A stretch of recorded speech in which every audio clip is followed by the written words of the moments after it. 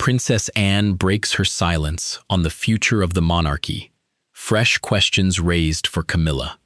For decades, Princess Anne has earned a reputation unlike any other member of the royal family. She doesn't chase headlines. She rarely gives emotional interviews. She avoids palace drama whenever possible. And perhaps that's exactly why, when she does speak, the royal world pays attention.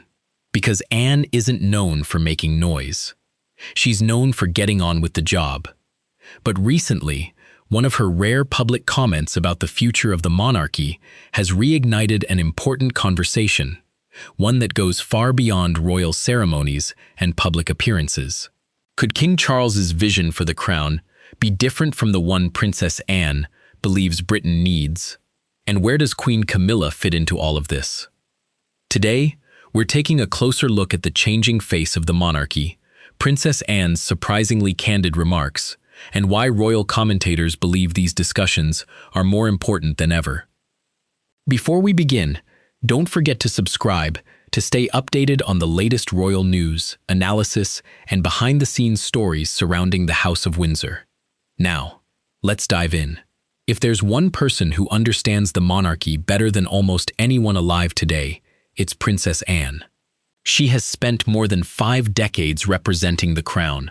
She has served under Queen Elizabeth II. She now serves under King Charles III. And throughout that entire time, one thing has remained remarkably consistent: her work ethic. Year after year, Anne has ranked among the busiest members of the royal family, often carrying out hundreds of official engagements while receiving only a fraction of the media attention given to younger royals. It's one reason many royal experts have described her as the monarchy's secret weapon. Not because she seeks attention, but because she never seems interested in it. While headlines often focus on royal controversy, Anne quietly continues doing what she has always done: supporting charities, visiting communities, representing the crown, and fulfilling her duties without complaint. That steady approach has earned respect from supporters and critics alike, which is why her recent comments about the future of the monarchy immediately caught the attention of royal observers. For years, King Charles has spoken about his vision for a slimmed-down monarchy. The idea is relatively straightforward: a smaller group of senior working royals carrying out official duties on behalf of the crown. Supporters argue that such a model reflects modern expectations. It reduces costs, creates clearer roles, and allows the monarchy to focus on a core team. Following Prince Harry and Meghan's decision to step back from royal duties, along with Prince Andrew's withdrawal from public life, that vision has become even more relevant.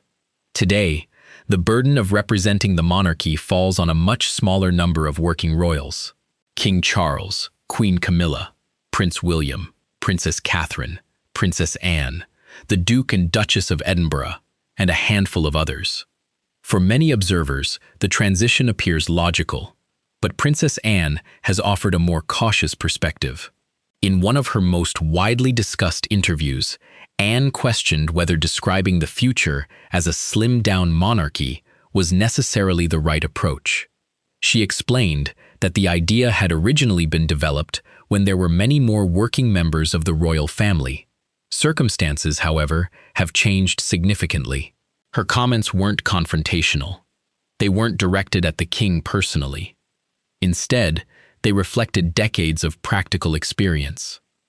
Anne understands better than most just how demanding royal duties can be.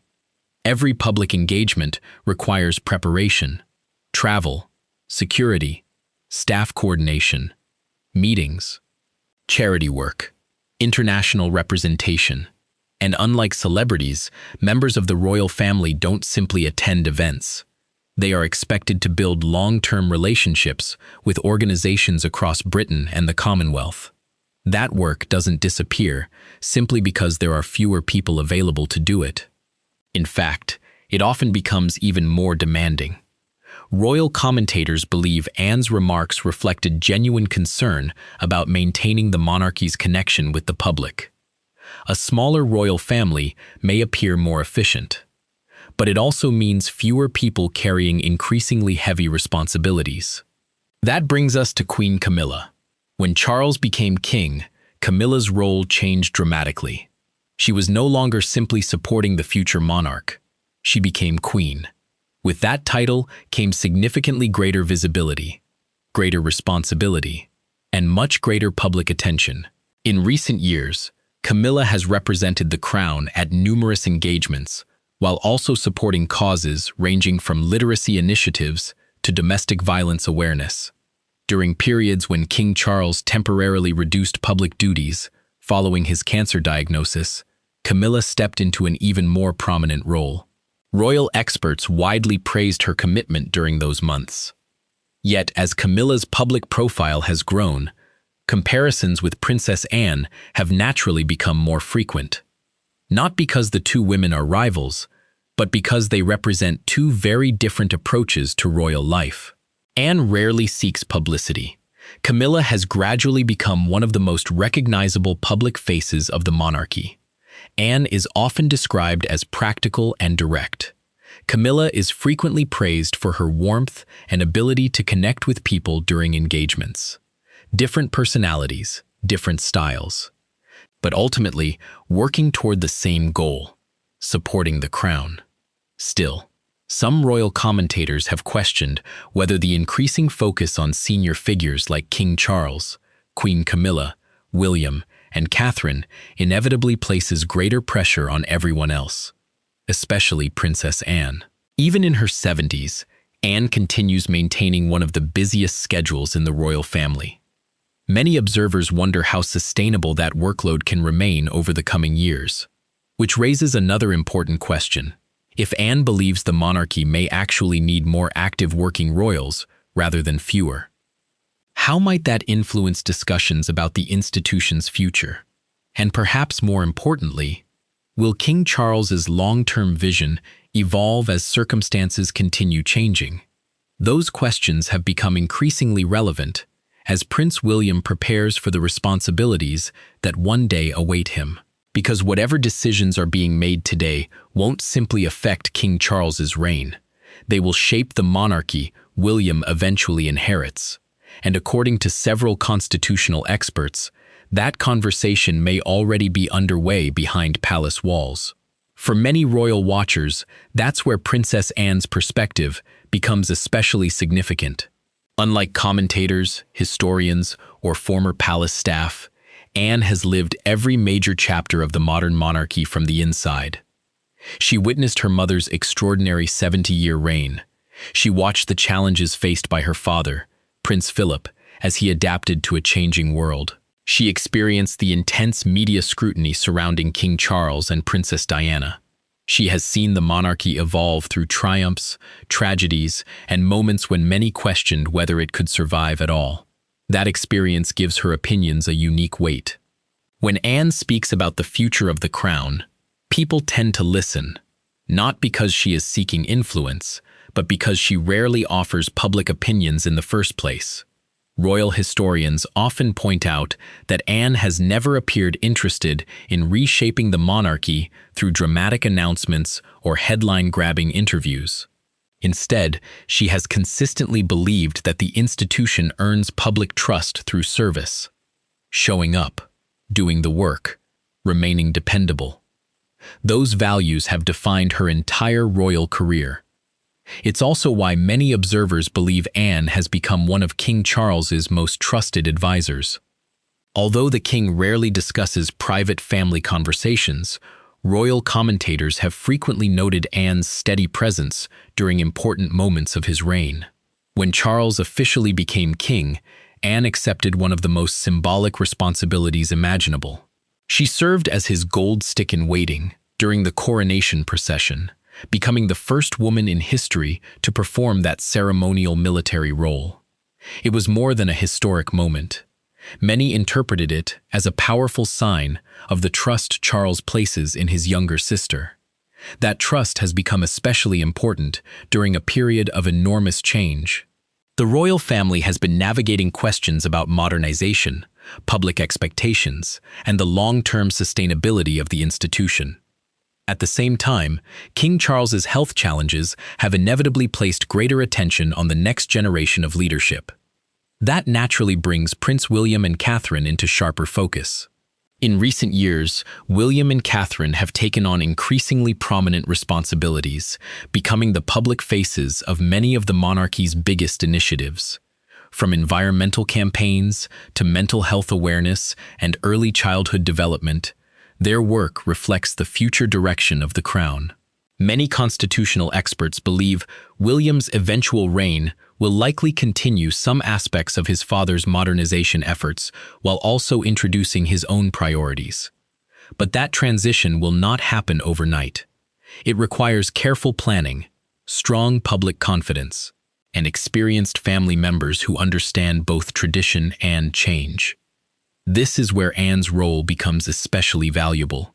She offers continuity, she represents institutional memory, and perhaps most importantly, she provides a perspective shaped by decades of first-hand experience. Queen Camilla brings something different. Her journey into public acceptance was unlike any other modern royal. For many years, she remained one of the most debated figures connected to the monarchy. Winning public confidence was never guaranteed. Yet over time, her consistent support of King Charles, combined with her charitable work, gradually changed many public perceptions. Today, Camilla plays a central role in representing the crown at home and abroad.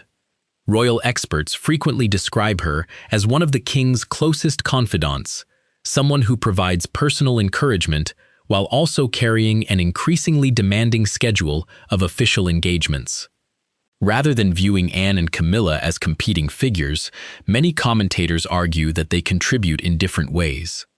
Anne represents continuity, discipline, and institutional knowledge. Camilla represents adaptability, resilience, and support for the king during one of the most challenging periods of his reign.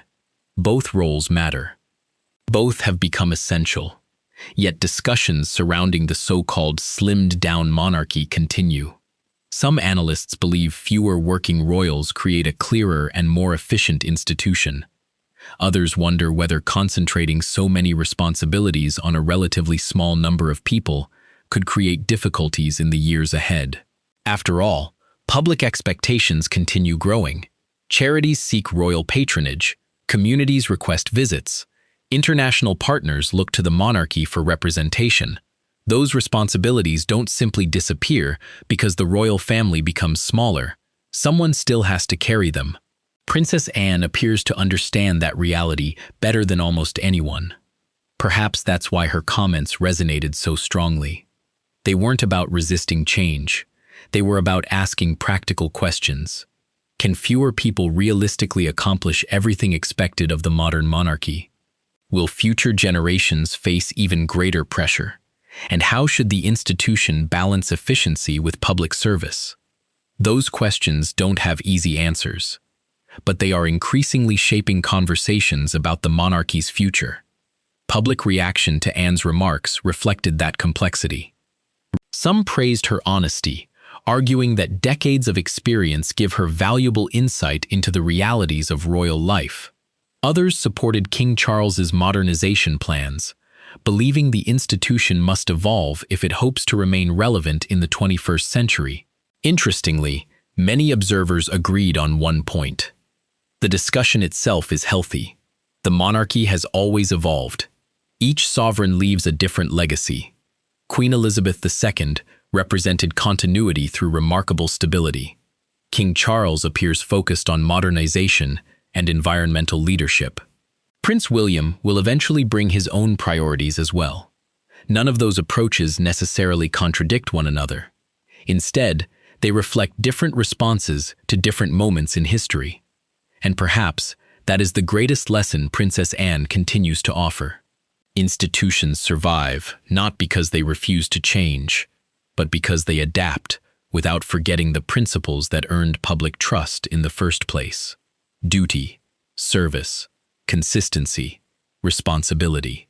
Those ideals have guided Anne throughout her entire life. They continue shaping how many people view her contribution to the monarchy today.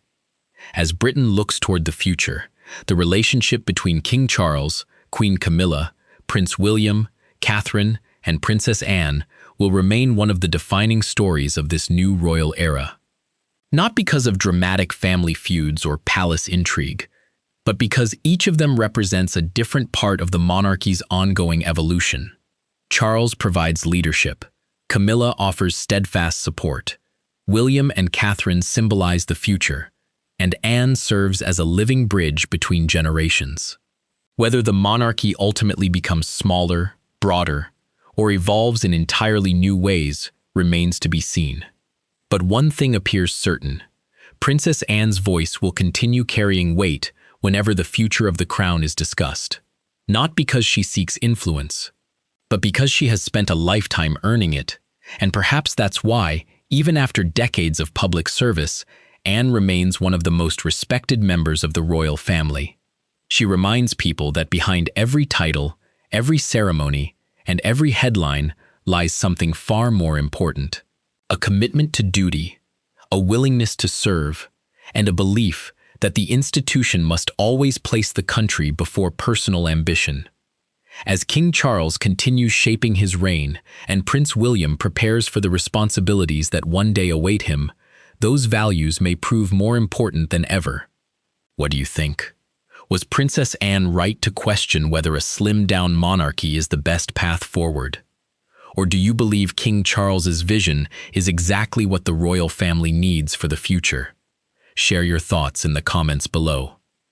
And if you enjoyed this royal analysis, don't forget to like this video, subscribe to the channel, and turn on notifications so you never miss our next deep dive into the stories shaping the future of the British royal family.